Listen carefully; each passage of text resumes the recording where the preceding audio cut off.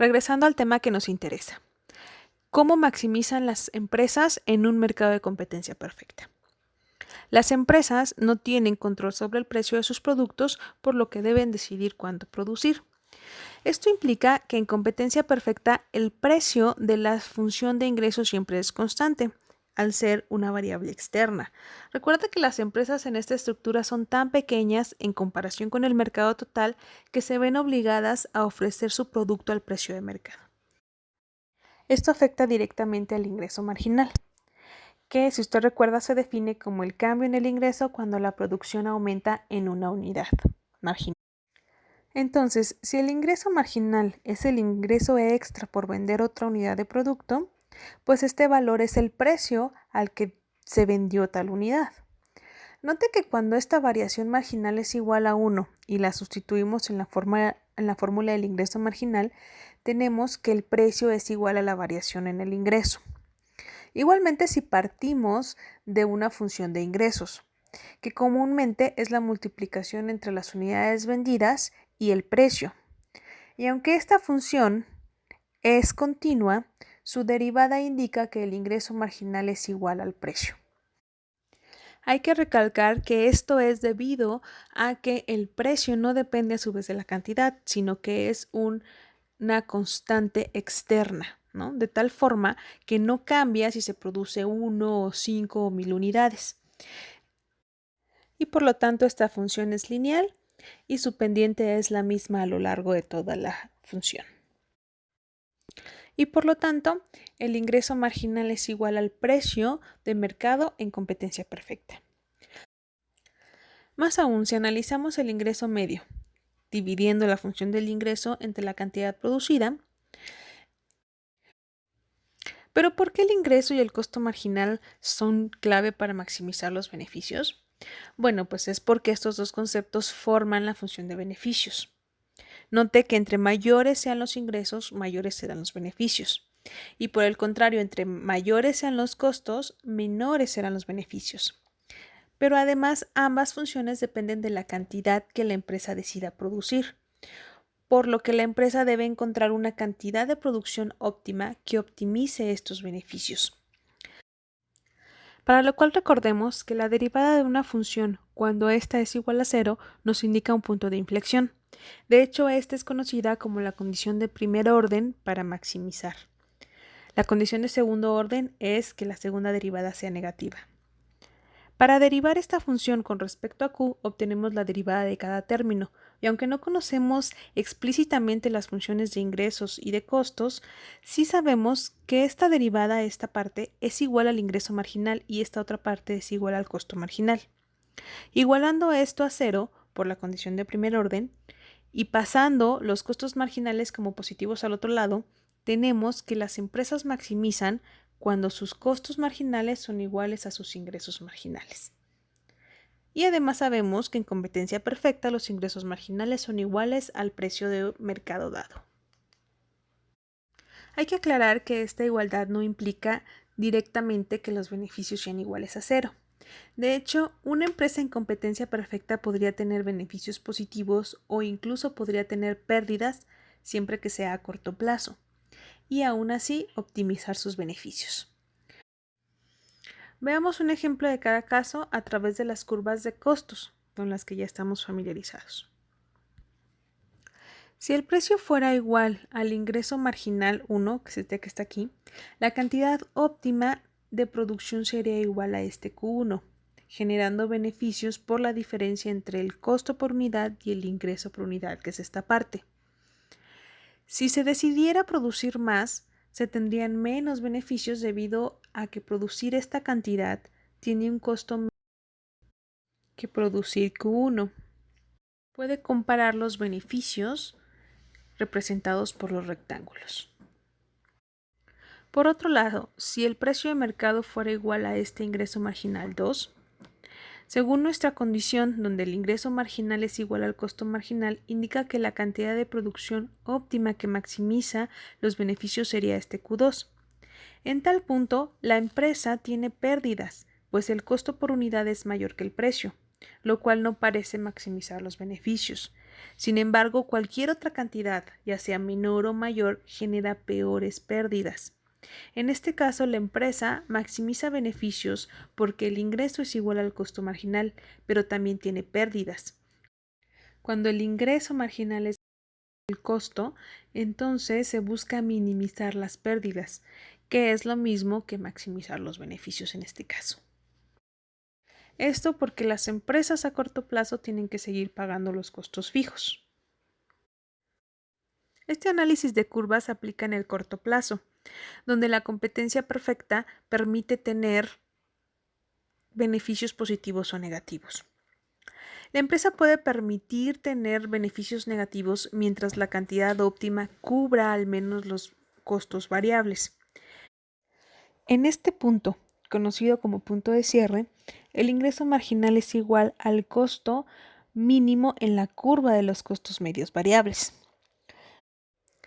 Si el ingreso marginal estuviera por debajo de este punto, es mejor que la empresa deje de producir, aun cuando se cumpla la condición que maximiza los beneficios, es decir, aun cuando el ingreso marginal sea igual al costo marginal.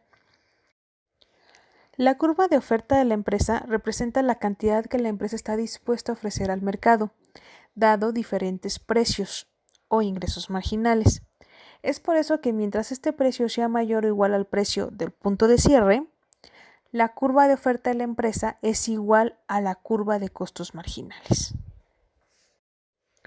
Sin barreras a la entrada o salida, las empresas con pérdida deciden salirse del mercado a largo plazo.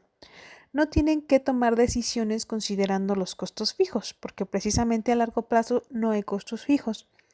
Entonces, la oferta de la empresa a largo plazo es igual a la curva de los costos marginales, pero por encima del punto mínimo en la curva de los costos medios totales. Este punto, de hecho, es precisamente donde las empresas tienen beneficios cero. En cuanto a la oferta de la industria, no es otra cosa más que la suma de las ofertas individuales de cada una de las empresas en el mercado. Esta se conoce como la oferta agregada y de hecho es la que ustedes utilizan en sus modelos de equilibrio de mercado. Por ejemplo, si hubiera un mercado con 500 empresas y cada una estuviera dispuesta a vender 20 unidades al mismo precio, entonces la oferta del mercado a ese precio sería de la sumatoria de todas esas 20 unidades por las 500 empresas, que es igual a 10,000. La curva de oferta, por lo tanto, son las diferentes cantidades ofrecidas a los diferentes precios posibles, es decir, es una función que depende del precio. Pero una vez que agregamos todas estas funciones individuales, entonces el precio depende de la cantidad tanto ofertada, que sería la función de oferta inversa, como demandada, que sería la función de demanda inversa. Bueno, aquí tenemos un ejemplo visual muy simple. La primera es la curva de oferta de la empresa 1, que ofrece 5 unidades a 3 pesos, supongamos, 10 unidades a 5 pesos y 15 unidades a 10 pesos. ¿No? Si el precio de mercado fuera de 5, entonces esta empresa ofrecería 10 unidades al mercado. Si suponemos que este mercado tiene 1000 empresas y todas tienen la misma estructura de costos, es decir, son iguales, entonces la oferta de mercado serían 10,000 unidades y si el precio fuera de 10, entonces en total las 1000 empresas ofrecerían 15,000 unidades. Bueno, ahora, ¿cómo funciona la competencia perfecta a largo plazo? Dado que los bienes son idénticos, las empresas, que son muchas, compiten bajando los precios, pero a largo plazo esta competencia genera que todas ofrezcan el mismo precio y este es igual al costo por unidad en su punto mínimo. ¿Qué es el precio mínimo en el que las empresas están dispuestas a vender a largo plazo? Y dado que no hay barreras de entrada o salida, si el precio de mercado es menor que el mínimo del costo por unidad posible, las empresas salen o tienen incentivos para salirse del mercado. Pero si las empresas están teniendo beneficios, esta industria se vuelve atractiva y otras empresas entran al mercado. Esta entrada y salida de las empresas mueve la oferta de la industria, afectando el precio de mercado, que también depende de la función de demanda, y esto a su vez puede volver a generar beneficios. Esta dinámica se mueve hacia un equilibrio de mercado, en el cual ninguna de las empresas tiene incentivos para moverse, es decir, para salir o entrar del mercado, por lo que a largo plazo las empresas dentro del mercado tienen beneficios iguales a cero, sin incentivos para salirse, ya que no están perdiendo. Y las empresas que están fuera del mercado no tienen incentivos para entrar porque no hay ganancias llamativas. En resumen, en competencia perfecta, las empresas son precio aceptantes, es decir, son tomadoras de precio, no tienen influencia o control sobre estos. Producen a un costo medio mínimo y este precio es constante. En cuanto a los beneficios, solo se pueden tener beneficios positivos a corto plazo. Las empresas pueden seguir produciendo con pérdidas también a corto plazo, esto para pagar sus costos fijos y maximizar a su vez sus ingresos, donde el ingreso marginal es igual al costo marginal. A largo plazo, los beneficios son iguales a cero, pero sin pérdidas.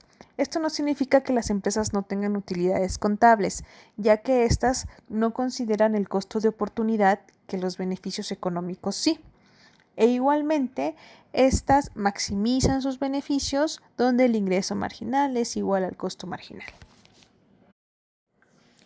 Por último, a largo plazo las empresas pueden salir y entrar al mercado libremente porque no hay barreras. La curva de demanda tiene pendiente negativa y es sensible al precio.